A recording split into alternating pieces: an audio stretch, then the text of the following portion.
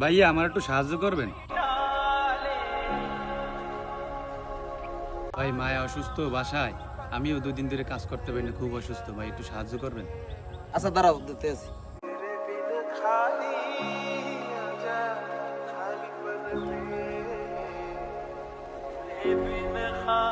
এই টাকাটা দিয়ে তোর আম্মার জন্য খাবার কিনে লই যাস। দাঁড়া,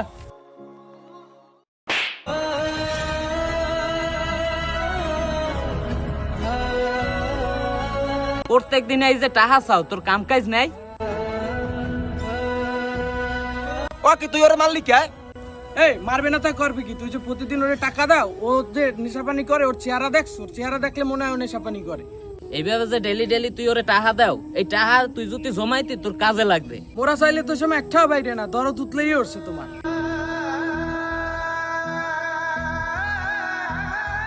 তোরা এইটু সময়ের মধ্যে অনেক কথা কইয়ে ফেলাইছে। এই যে পোলাটা দেখতে পাইতেছো, এই পোলাটা হইলে এতিম, এর ভিতরে ওর মায়া আবার অসুস্থ। ও প্রতিদিনই কাজ করে, যেদিন কাজ না পায় সেদিন আয় আমার দ্বারা টাকা নিতে, ওর মায়ের জন্য খাবার কিনতে। মোটটা মুই ওরে দিছি, এতে তোর তো সমস্যা হওয়ার কথা না। আর ওরে যে টাকাটা দিছি, ওর টাকাই মুই ওরে দিছি। আরে বেটা, টাকা তো তোর পকেটে ওরে দেছো, ওর টাকা হয় কেমনে? আরে বেটা, তুই যেভাবে কইতে আসছো মনে হয় তোর পকেট ও টাকা থুই গেল। শোন, ওই টাকা আমারই, টাকা ইনকাম আমিই করছি, কিন্তু ওই টাকার রিজিক ওর।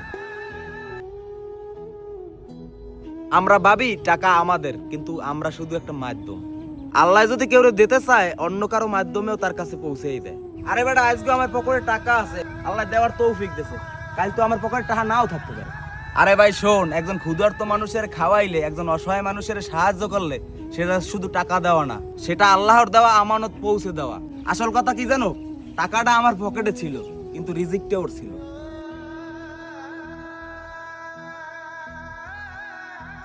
ভাই এই তোর টাকা, আমার ভুল হয়ে গেছে, তুই আমার মাফ করে দিস ভাই। এই নে ভাই, আমিও কিছু দিলাম, তোর আম্মার জন্য ভালো কোনো খাবার কিনে নিয়ে যাস, আর আমাদের মাফ করে দিস, আমরা বুঝতে পারিনি। ভাই আল্লাহ আপনাকে সবাইরে ভালো রাখ। মনে রাখবেন, আপনার হাতে থাকা সবকিছুই আপনার নয়। আল্লাহ কাউকে দেওয়ার জন্য অনেক সময় অন্য কাউকে মাধ্যম বানান। তাই কাউকে সাহায্য করলে অহংকার নয়, শুকরিয়া আদায় করুন, কারণ আল্লাহ আপনাকে সেই সুযোগ দিয়েছেন।